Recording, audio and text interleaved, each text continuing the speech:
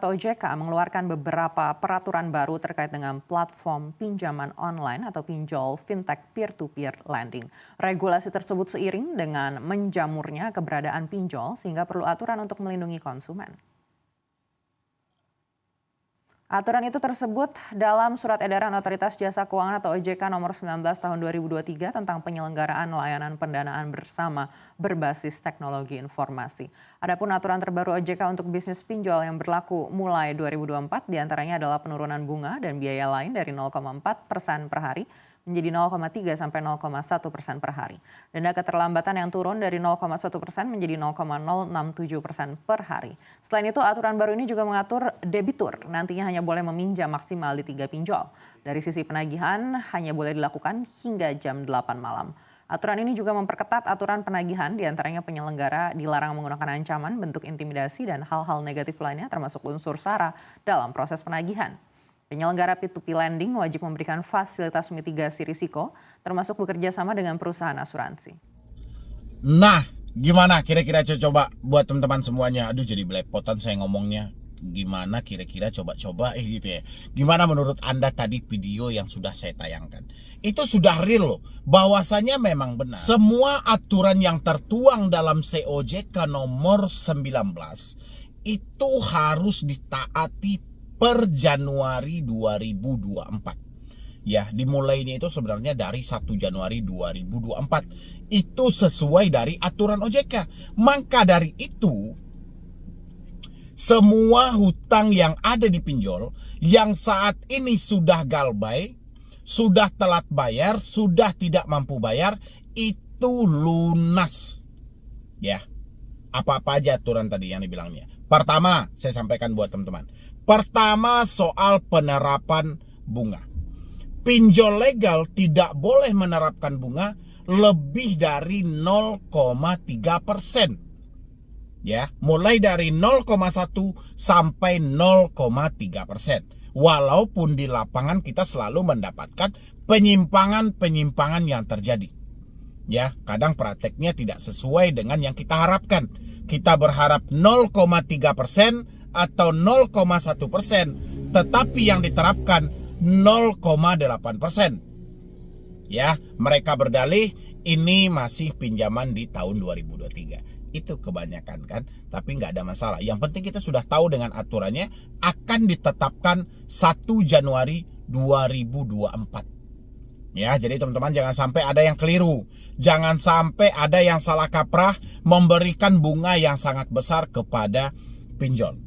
Walaupun di dalam bunga itu seharusnya saya berharapnya tadi itu selain dia mengatur dari segi bunga, OJK juga mengatur segi biaya layanan. Ya, ini pemotongan dari biaya layanan kan nggak disebutkan. Biaya adminnya itu kan nggak disebutkan. Terkadang ada orang yang membilang minjam 1 juta, pemotongan uang admin bisa sampai 20%. Hanya uang admin aja dulu. Ya, belum lagi untuk biaya asuransi dia potong. Belum lagi untuk biaya begana begini sampai 35%. Harusnya OJK juga menyebutkan dalam hal itu tentang besaran biaya layanan yang harus diterapkan oleh pinjaman online. Karena masyarakat selalu dibodohi dengan biaya layanan ini. Ya, itu kan juga sudah dikonfirmasi oleh pihak aplikasi. Bahwasanya yang membesarkan pemotongan di awal itu asuransi. Ya, oke. Habis itu lagi aturan yang juga harus ditaati oleh si pinjol sejak 1 Januari 2024 tentang pembatasan. Ya, bahwasannya tidak ada lagi nanti, ya misalnya dia meminjam di bulan Januari ini, jangan sampai di bulan Februari ada orang yang terjebak lebih dari 3 aplikasi pinjol. Ya, kenapa seperti itu? Ini sudah tertuang dari aturan OJK. Kalau memang ada teman-teman yang nantinya, ya saya kan belum tahu nih, ini masih bulan Januari, kita belum tahu nanti ke depannya bagaimana. Kalau ada di bulan Februari kita menemukan ada saudara kita yang terjebak lebih dari 3 aplikasi pinjol, kita salahkan pinjolnya. Ya, kenapa? OJK sudah menegaskan, sudah melalui sosialisasi, mungkin sudah diumumkan kepada semua fintech di bawah naungan Asosiasi Fintech Pendanaan Indonesia atau izinnya yang dikeluarkan oleh OJK. Jadi kalau ada yang masih nekat, sementara nasabah ini sudah terjebak dengan 2 atau 3 aplikasi, ada pinjol yang masih mencairkannya, buat teman-teman semuanya itu bonus untuk Anda. Ya, di luar dari 3 aplikasi, aplikasi keempat, kelima, dan keenam itu bonus untuk Anda. Ya, sama-sama kita buktikan nanti di bulan Februari, bukan sekarang. Kalau sekarang pasti mereka berdalih masih di bulan Desember kemarin, ada yang di bulan November, ada yang di bulan Oktober. Nanti kita tunggu di bulan Februari dan saya akan pertanyakan, kapan Anda mulai mengenal pinjol? Ya, ini aturan mulai diterbitkan, kan tadi Anda dengar potongan video yang saya upload di awal dari CNBC Indonesia, bahwasannya tidak boleh satu nasabah meminjam lebih dari 3 pinjol legal. Berarti kalau ada nanti saya temukan di bulan Februari lebih dari 3 aplikasi, yang lebihnya itu bonus untuk Anda. Cuman boleh Anda bayar 3 aplikasi saja. Ya, itu perlu teman-teman catat. Dan habis itu tentang pola penagihan.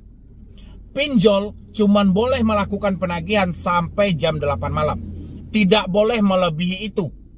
Dan pinjol melalui debt collectornya tidak boleh menggunakan intimidasi, mempermalukan, sara, dan lain sebagainya. Kalau kita masih menemukan itu nantinya, terhitung sejak Januari ini sampai Februari, ada nanti kita temukan pinjol-pinjol yang masih melakukan penekanan, pengancaman, buat teman-teman semuanya tolong catat nama aplikasinya, berhenti membayar.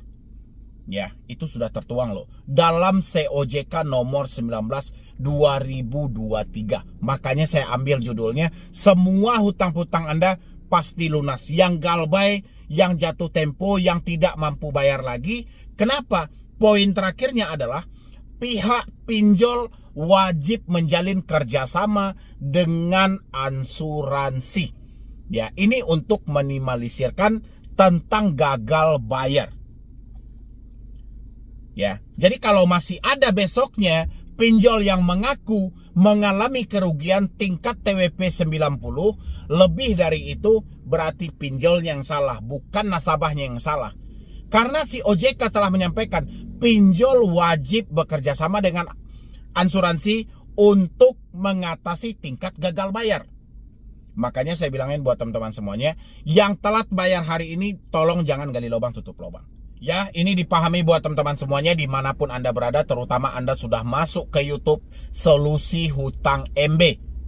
Ya, jangan ada lagi yang gali lubang tutup lubang, menggunakan jasa ini, jasa itu, pinjam di sana, jual ini, pakai ini, jangan ada lagi. Karena sudah diberlakukan sejak 1 Januari 2024, pinjol wajib ya kerjasama dengan asuransi. Dulu juga pernah OJK menyampaikan, tapi tidak sewajib ini. OJK hanya meminta kalau bisa pihak pinjol kerjasama dengan asuransi. Kalau sekarang tidak, wajib. Ya, harus. Nah, jadi kalau masih ada besok-besoknya dalam data, pinjol ini mengalami kerugian, pinjol ini mengalami kerugian, pinjol ini tingkat gagal bayarnya cukup tinggi, pinjol ini besarnya tingkat gagal bayar, telat bayar, orang-orang hanya meminjam. Sudah nggak ada lagi. Kalau ada, berarti bukan salah nasabah, tapi salah pinjolnya. Kenapa tidak menjalin kerjasama dengan pihak asuransi? Padahal aturannya sudah jelas. Benar apa tidak buat teman-teman semuanya?